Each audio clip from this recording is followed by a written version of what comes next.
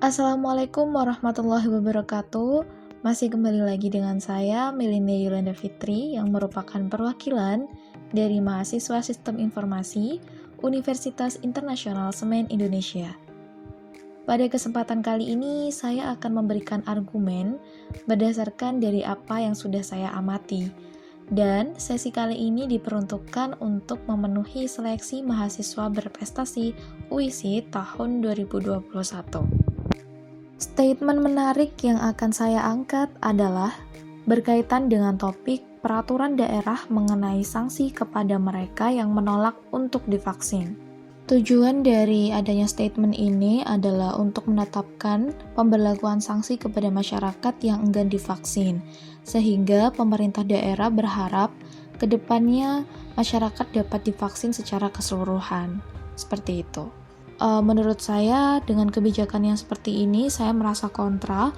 Hal ini dikarenakan bahwasannya peraturan adanya sanksi kepada masyarakat, terutama pada masyarakat kalangan menengah hingga ke bawah, dirasa sedikit terlalu berlebih ya, terutama mengingat kondisi perekonomian di Indonesia saat ini masih dalam kondisi pemulihan. Kemudian hal yang sama juga sekilas diutarakan oleh Diki Budiman selaku epidemiolog dari Universitas Griffith Brisbane, Australia, yang menyatakan bahwa proses vaksinasi seharusnya tidak dilandaskan atas paksaan, akan tetapi dilandaskan atas dua strategi, yakni gratis dan secara sukarela. Dari dua strategi tersebut, untuk yang masalah gratis, pemerintah sudah memulai menetapkan bahwa kebijakan vaksinasi akan digratiskan untuk seluruh masyarakat di Indonesia. Akan tetapi untuk yang kedua, secara sukarela ini, dari statement yang sudah tadi dipaparkan, bahwasanya akan menetapkan adanya sanksi, otomatis menghapus statement di mana adanya strategi sukarela itu. Sehingga menurut saya ini tidak relevan dengan yang dikatakan oleh Diki Budiman.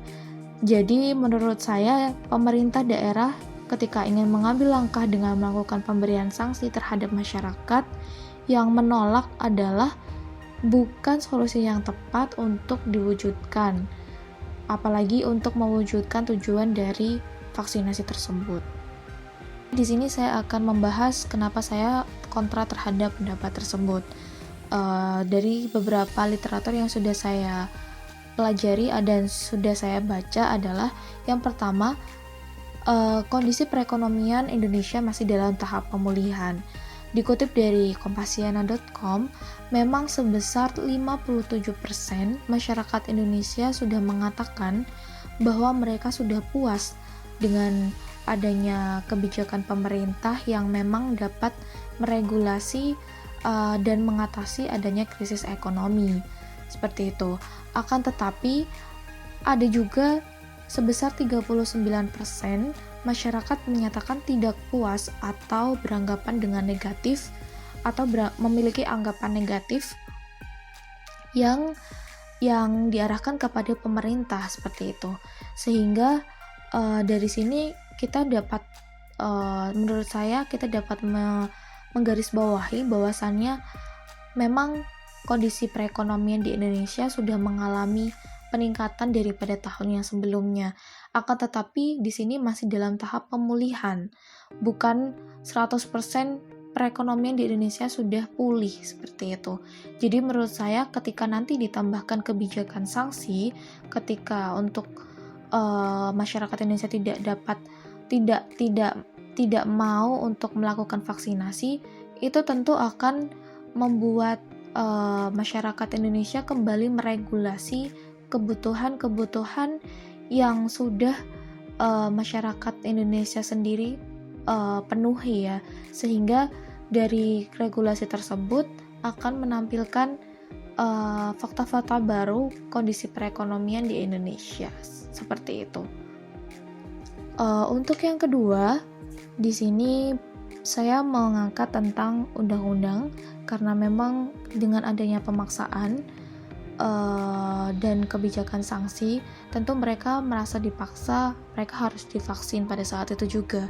Sehingga di sini bertentangan dengan Undang-Undang Nomor 36 Tahun 2009 mengenai kesehatan, Undang-Undang Nomor 39 Tahun 1999 mengenai hak asasi manusia, dan Undang-Undang Nomor 15 Tahun 2019 yang memberikan hak setiap orang untuk mandiri dan bertanggung jawab dalam menentukan pelayanan kesehatan mereka sendiri. Jadi dari sini saja dapat kita ketahui bahwa sebenarnya masyarakat Indonesia sendiri itu juga memiliki hak untuk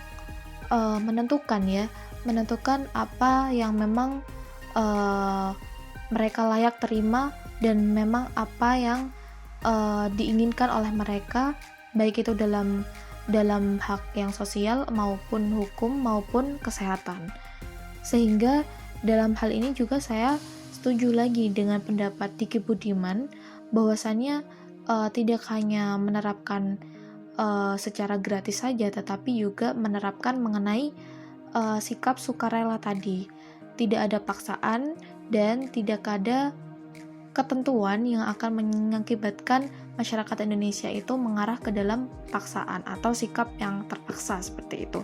Karena pada dasarnya vaksinasi ini harus dilakukan secara sukarela. Jadi di sini pemerintah juga mengakui sosialisasi tentang vaksin dan tentang bahaya tidak mendapatkan vaksin dan yang lain-lainnya itu masih cenderung kurang. Dan menurut